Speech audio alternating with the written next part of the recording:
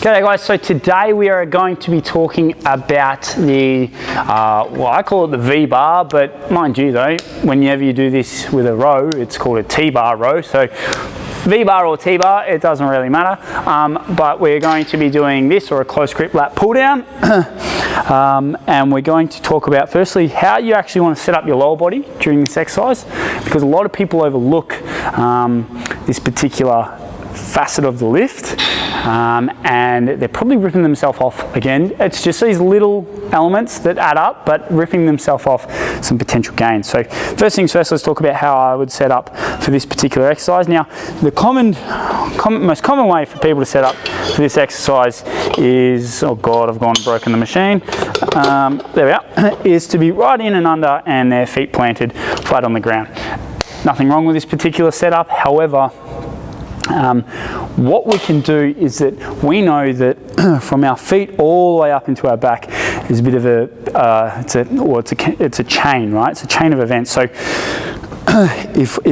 and this is the reason why powerlifters place their feet right in and under their backside, is because by doing this, we start to promote thoracic extension, or we start to promote our chest coming up. Now, when it comes to the actual lift component, this will put us in a much better position to execute this lift and get the most tension through the muscle and the most squeeze at the bottom of the lift by simply just changing where we position our feet. So what I would suggest most of you do at home is actually lower your height of this and wedge yourself in so that it's as if your feet are kind of underneath your backside and you're looking up from this position here.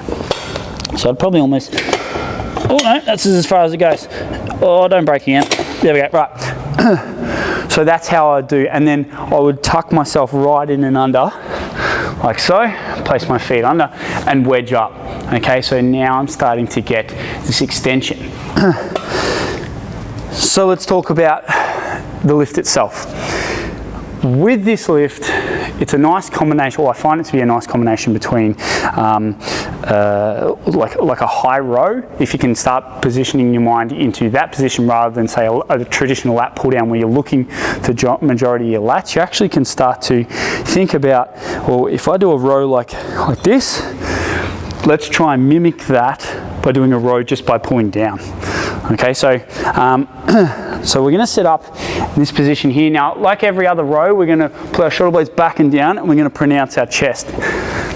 You will see that when we do this, obviously it wants to pull us out of position. Now, this is where I might contradict everything I've ever told you, and I want you to look for the tension first, and then we can think about the range of motion second. And what I mean by that is, so I want you to think about hitting your lats, because this is what we're trying to target. But in time, what I'm going to also get you to do is keep this tension on, but we're going to try and get up and under, because we know with our lats, our full range of motion is from or back down here all the way up and above our head and slightly probably behind our head for our lats. So if we can just go that little, maybe 5% more and push our head under and then come down and squeeze, we're probably going to activate more lats, and then again, accumulation over time, we're going to grow and get more gains out of that. So, but first and foremost, we need to have that tension through the lats. So again, I want you to look for the tension first, and then we can start to think about executing that extra 5 or 6% at the top end of the lift. So we're going to sit up our feet, wedge yourself in, and we're going to create stability through our hips by doing this and start promoting thoracic extension from our heels all the way up into our back. Now from here, we're going to pull back and down. Shoulder blades are going to be nice and stable again, okay, because that's where obviously our lats, or that's the major joint that's at play. And so from here, I want you to pull down, and we're going to actually aim below your nipple line. So if your pecs or something, or you know, yeah, you know, If they insert just here, we want to pull just below. Okay, and you'll feel a big squeeze through your lats there. So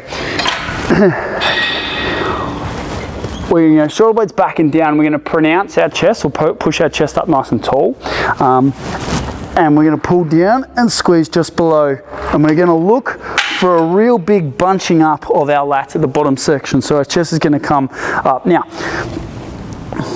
there's a few ways that people cheat this. And what they do is they start to create momentum in two ways, right? So what they do is, firstly, they don't control, so that they'll rip themselves off range of motion or the full contraction. So when they're coming down, they'll come to, say, their chin or their eye level, and then they'll think they've executed the entire lift. You need to get down and touch that chest. It needs to come down. Get that last little bit and squeeze those lats. You need to prove to yourself that you actually have the weight and that the muscles are working. And what you'll notice is, over time, when you start to fatigue, how much more recruiting you have to do just to get from this position down to this position there. And effectively, again, it's all that extra 1 to 10% that's going to accumulate over a period of time, and your back and your lats are going to get a lot thicker and a lot stronger.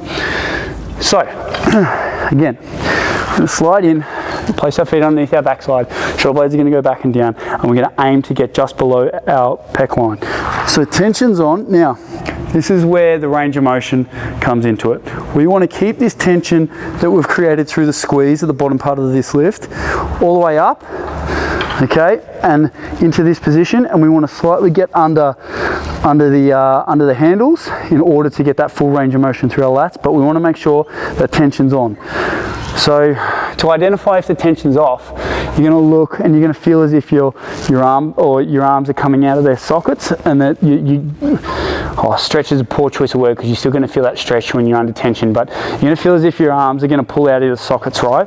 So I want to make sure that your shoulder blades are back and down, you're under, and then you're pulling to your chest. Now, last thing to think about, and this is how people cheat, is that they're going to use that last little 5 or 6% to reach in order to generate a bit of momentum and come down and swing down. So they're going to look something along the lines of this. So they'll come down, and then as they're getting under, they'll use that and swing down.